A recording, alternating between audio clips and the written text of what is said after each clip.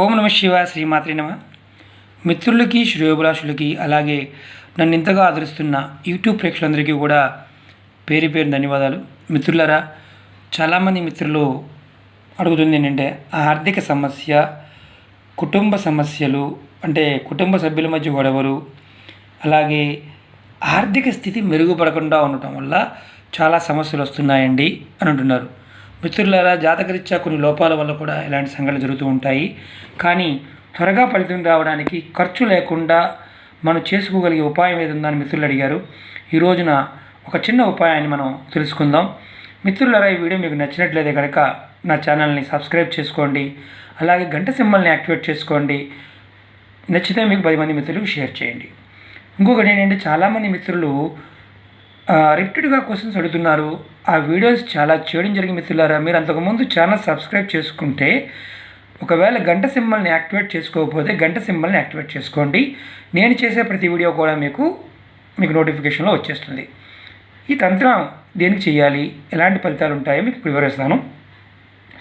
మనకి ఈ తంత్రాన్ని శివాలయంలో కానీ మన ఇంట్లో శివుడి పటం ఉన్నా, శివలింగం ఉన్నా అక్కడ చేసుకోవడానికి ఈ తంత్రం ఉపయోగపడుతుంది. ఈ తంత్రాన్ని ఎలా చేయాలి, ఈరోజు చేయాలో మీకు ఇప్పుడు నేను వివరిస్తాను. ఈ తంత్రాన్ని సోమవారం నాడు ఉదయం మన ఇంటి దగ్గర కానీ శివాలయంలో కానీ చేసుకోవచ్చు. ఏం చేయాలి, ఎలా చేయాలి? సోమవారం ఉదయాన్నే లేచిన తర్వాత, స్నానం చేసిన తర్వాత మీ పూజా మందిరంలో శివభగవానుడి పటం ఉన్నా, లేకపోయినా శివలింగం ఉన్నా, మీరు 2 కర్పూరం బిళ్ళలు తీసుకోండి. ఇలా అలాగే ఒక లవంగాన్ని తీసుకోండి. ఈ తంత్రానికి కావాల్సిన కర్పూరము, లవంగా. అలాగే మీరు ఆవు నేతితో దీపం వెలిగించాలి. ముందు ఆవు నేతితో దీపం వెలిగించాలి. దీపం వెలిగించిన తర్వాత కర్పూరం బిళ్ళలు 2 అలాగే లవంగాన్ని తీసుకొని స్వామివారి ముందు పెట్టాలి. పెట్టి మీరు మీ సంకల్పం ఏదైతే ఉందో, ఏ కోరిక మీ మనసులో ఉందో చెప్పుకోండి. తర్వాత ఓం నమ శివాయ అని 21 సార్లు అనుకోండి, మనసులో అనుకోండి. అనుకున్న తర్వాత ఈ దేవుడి ముందు పెట్టిన కర్పూరం బిళ్ళల్ని, లవంగని ఇలా రెండింటి తీసుకొని చేతులు ఇలా తీసుకొని, ఏ చేతి తీసుకోవాలి డౌట్ కూడా రావచ్చు, కుడి చేతిలో తీసుకోండి. ఎందుకంటే నేను వీడియో చూపిస్తున్నప్పుడు కుడి చేతిలో మొబైల్ ఉంది, ఎడం చేయి మీకు చూపించడం కోసం. ఇలా పెట్టేసి ఇలా మూసుకొని మీ సంకల్పాన్ని, ఏవి కావాలనుకుంటున్నారో, ఆర్థికమైన విషయం, ఆరోగ్య సమస్యలు ఉంటే ఆరోగ్య సమస్యలు, కుటుంబ సభ్యుల మధ్య గొడవలు ఏదైనా గొడవలు ఇలాంటివి తీరిపోవాలి, వాటి నుంచి బయటపడాలని కోరుకోండి. కోరుకుని మీరు ఈ కర్పూరాన్ని మీ ఇంటి దగ్గర తులసి కుండి ఉన్న, అంటే స్వామికి ఏ నైవేద్యం పెట్టాలండి అని మనం కూడా రావచ్చు. మీకు ఏది ఓపిక ఉంటే ఆ నైవేద్యం పెట్టండి. అలాగే ఇది మాత్రం కర్పూరాన్ని అలాగే లవంగాన్ని మీరు మీ ఇంటి దగ్గర తులసి కుండి ఉంటే తులసి కుండి ముందు ఈ 2 కర్పూర బిళ్ళలు పెట్టి దాని మీద లవంగాన్ని పెట్టి చక్కగా వెలిగించండి. వెలిగించిన తర్వాత ఇందులో కర్పూరం ఈ 2 ఎంతగానో ఎక్కువ కాదండి, ఈ లవంగ కూడా దాంట్లో పెట్టి వెలిగించాలి. వెలిగిస్తున్నప్పుడు ఖచ్చితంగా మీరు నమస్కారం చేసుకొని ఏమనాలంటే, స్వామి, నాకు ఏదైతే సమస్య ఉందో ఆ సమస్య తీరిపోవడానికి నేను ఈ ప్రయత్నం చేస్తున్నాను అని ఖచ్చితంగా చెప్పండి.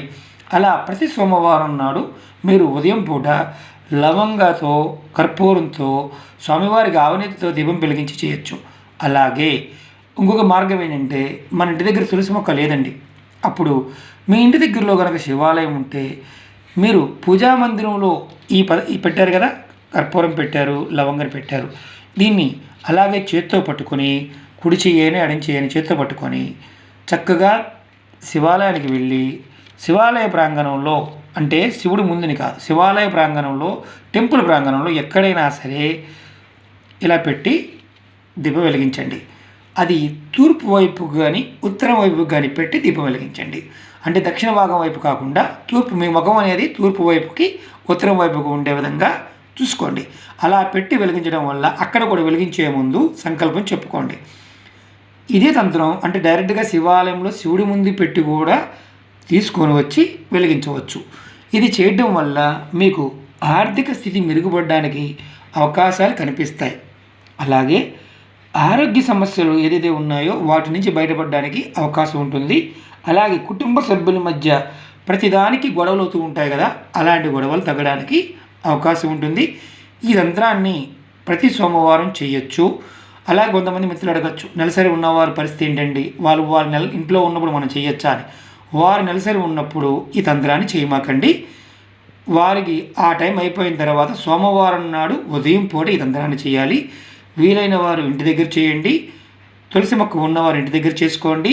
తులసి మొక్క లేని వారు శివాలయంలో చేసుకోండి. మిత్రులారా, ఈ వీడియో మీకు నచ్చినట్లయితే కనుక లైక్ చేయండి, నా ఛానల్ సబ్స్క్రైబ్ చేయండి, గంట సింబల్ని యాక్టివేట్ చేసుకోండి, 10 మంది మిత్రులకు షేర్ చేయండి. మీరు ఇంతగా నన్ను ఆదరిస్తున్న మిత్రులందరికీ కూడా పేరు పేరున ధన్యవాదాలు తెలియజేస్తున్నాను. ఓం నమః శివాయ. శ్రీమాత్రే నమః.